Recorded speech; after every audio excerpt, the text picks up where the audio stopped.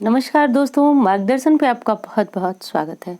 दोस्तों 12 से 21 फरवरी गुप्त नवरात्रि शुरू हो चुकी है। आज से सभी जातक जो है अपने अपने घरों में गुप्त तरीके से माँ की आराधना कर रहे हैं। दोस्तों साल में 4 नवरात्रि आती है। 2 नवरात्रि हम प्रत्यक्ष रूप में मनाते हैं, एक क्वार की और एक चैत्र महीने की, और 2 नवरात्रि जो है गुप्त तरीके से आती है। गुप्त का अर्थ होता है दोस्तों, आप सभी जानते हैं कि गुप्त का होता है कि जो चीज़ें या फिर जो पूजा पाठ, जो कार्य हम प्रत्यक्ष रूप से न करें, गुप्त रूप से करें। तो इसी प्रकार माँ की आराधना पूजा का ये गुप्त नवरात्रि बहुत ही अच्छा माध्यम है। वैसे तो दोस्तों शास्त्र में ये बताया गया है कि गुप्त नवरात्रि में 10 महाविद्याओं की आराधना साधना होती है। दोस्तों इस पे एक बहुत अच्छी वीडियो मेरी थी जो मैंने कल दिया था आप लोगों को, तो उसमें लगभग कुछ क्वालिटी जो आवाज़ की है, साउंड क्वालिटी, वो ख़राब हो गई है, तो इसलिए मुझे ये वीडियो आपको देना पड़ रहा है। पर इसमें उस वीडियो से जुड़ी हुई कुछ चीज़ें हैं और कुछ चीज़ें ऐसी हैं जो कि आपको बताएंगी कि इस नवरात्रि में आप कैसे माँ से अपनी मनोकामना पूर्ण करा सकते हैं। तो दोस्तों इस नवरात्रि और प्रत्यक्ष नवरात्रि में सिर्फ और सिर्फ यही अंतर है कि इसमें जो साधना आराधना आप करेंगे वो गुप्त तरीके से करेंगे। दूसरी चीज़ है कि देखिए, तंत्र और मंत्र 2 शक्तियाँ होती हैं, जिनका कि एक तंत्र जो है वह सात्विक तरीका है भगवान तक पहुँचने, मंत्र जो है वो सात्विक तरीका है भगवान तक पहुँचने का, और तंत्र जो है वह एक तामसिक तरीका है जिसमें बहुत सारी शक्तियों का समावेश होता है। तो उनके माध्यम से जो है हम ये साधना करते हैं। पर तंत्र शक्तियों की जो साधना होती है दोस्तों, वो बिना गुरु के नहीं करनी चाहिए। यानी अगर आपको उसकी पूरी जानकारी नहीं है तो फिर आप ये सिद्धि न करें, क्योंकि ये शक्तियाँ जो है बिना जानकारी के आपको नुकसान पहुँचा सकती हैं। पर मैं जो कर रही हूँ बात, वो ये कर रही हूँ कि आप जो सामान्य तौर पर गुप्त नवरात्रि में माता से अपनी जो मनोकामना होती है, इच्छा होती है, वो किस प्रकार पूर्ण करा सकते हैं। अब इसके लिए आवश्यकता नहीं है कि आप 9 दिनों का व्रत रखें, कलश रखें, कुछ भी करें। इसके लिए आपको सिर्फ और सिर्फ सामान्य जो नियम होता है वो नियम करना चाहिए। दूसरी चीज़ ये है कि कमेंट में कल से आ रहा है कि क्या इस नवरात्रि को हम सभी जो गृहस्थ आश्रमी है वो पूजा पाठ कर सकते हैं या नहीं। तो दोस्तों बिल्कुल कर सकते हैं, इसमें कोई नुकसान वाली बात नहीं है, परेशान होने वाली बात नहीं है कि इसमें जो तंत्र शक्तियों की साधना होती है तो हम सामान्य लोग जो है इसमें माँ की आराधना नहीं कर सकते। दोस्तों दुर्गा सप्तशती में स्पष्ट रूप से लिखा हुआ है कि जो माता दुर्गा के साधक हैं उनके लिए हर समय नवरात्रि है। यानी हर समय जो है वह माता के नवाण मंत्र, जैसे मुझे ही ले लीजिए तो मेरी इष्ट देव माता रानी है, और मैं हर समय चाहे नवरात्रि हो या जो भी समय हो, मैं उनके नवाण मंत्र का जब प्रतिदिन करती हूँ। जब मैं अपनी दैनिक पूजा करूँगी तो नवाण मंत्र अवश्य जपूंगी।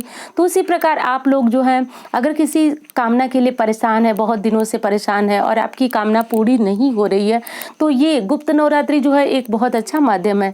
जब आप इस वीडियो को देख रहे हैं, जैसे कि ये वीडियो जो है कि आपको लगभग 1 बजे तक आपके पास पहुंच जाएगी, तब से आप शाम से भी ये साधना और ये मंत्र जप कर सकते, आप 9 दिनों में माता की शक्ति का अनुभव करेंगे। दूसरी चीज कि आपकी जो इच्छा बहुत दिनों से पूर्ण नहीं हो रही, वो निश्चित रूप से माता रानी पूर्ण करेंगी। तो डरने वाली कोई बात नहीं है। मेरे कहने का सिर्फ और सिर्फ अब तक यही उद्देश्य था कि आप पूजा कर सकते हैं। अब आगे बढ़ते हैं।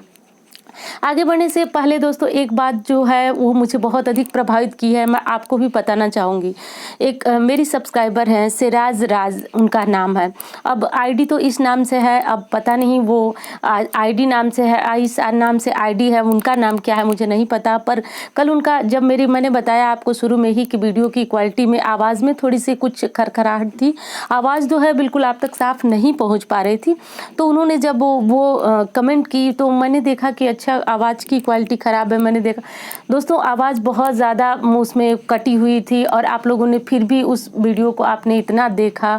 और सबसे पहले धन्यवाद मैं उस राज का दूंगी जिन्होंने मुझे ये कमेंट करके बताया कि वीडियो की क्वालिटी ख़राब थी। उन्होंने इस ढंग से कमेंट किया दोस्तों कि जब मैं उस कमेंट को पढ़ी तो मतलब मैं अंदर से भाव विभोर, मेरे आँखों में आंसू आ गए। मतलब मैं सोचने लगी कि कोई मतलब इस भागते दौड़ते समय में कोई अपना भी किसी को इतना प्रेम नहीं करता है, इतनी उसकी केयर नहीं करता है। उन्होंने मुझे बताया, मुझे बहुत बहुत बहुत अच्छा लगा। और जैसा कि आप सभी जानते हैं मैं आपका 1 मिनट भी बेकार नहीं करना चाहती हूँ। पर मैंने इस बात को आपसे कहा क्योंकि ये बात बताए बिना नहीं रहा गया।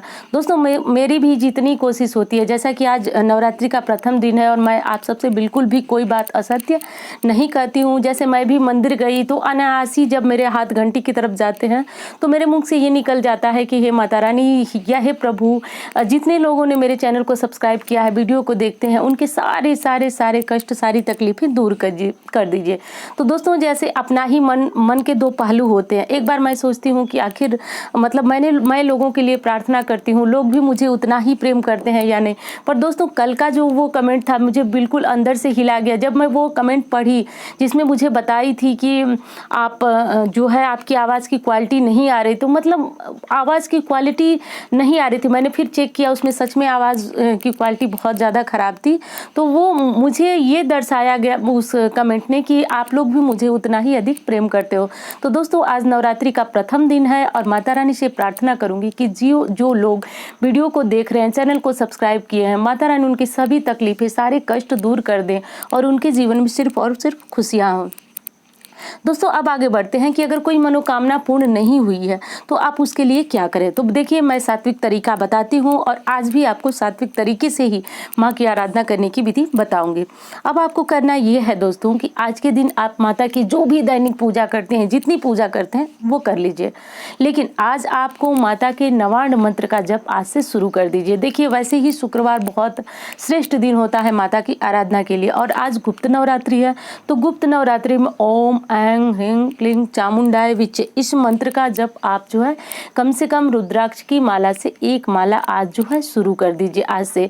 और देखिए मैं तो कहूँगी दोस्तों कि जीवन में अगर आप चाहते हैं सुख का अनुभव करना, शक्ति का अनुभव करना, तो इस मंत्र को आप अपने जीवन में जपते जाएं। पर मैं उन लोगों को बिल्कुल भी नहीं कहूँगी जो शक्ति के साधक नहीं है, किसी और देवता को मानते हैं। तो देखिए तो अब आप क्या करें कि सिर्फ 9 दिनों तक ये मंत्र जपें, 9 दिनों तक मंत्र जपें और माता को जैसे आप सामान्य सा भोग अर्पित करते हैं वैसे भोग अर्पित कीजिए, पूजा कीजिए, आरती कीजिए। लेकिन एक चीज़ जरूर ध्यान रखिए कि मैंने जो मंत्र बताया वो मंत्र जपने के बाद आप किसी से इसका उल्लेख मत कीजिएगा, किसी को बताइएगा बिल्कुल मत कि आप कोई मंत्र जप रहे हैं या कोई साधना कर रहे हैं। ये जपिए आप और जब पूजा आप शुरू कीजिए तो एक बार माँ को प्रणाम करने का एक बहुत ही अच्छा मंत्र है, सर्व मंगल मांगल्ये शिवे सर्वार्थ साधिके शरणे त्र्यंबिके गौरी नारायणी नमोस्तुते।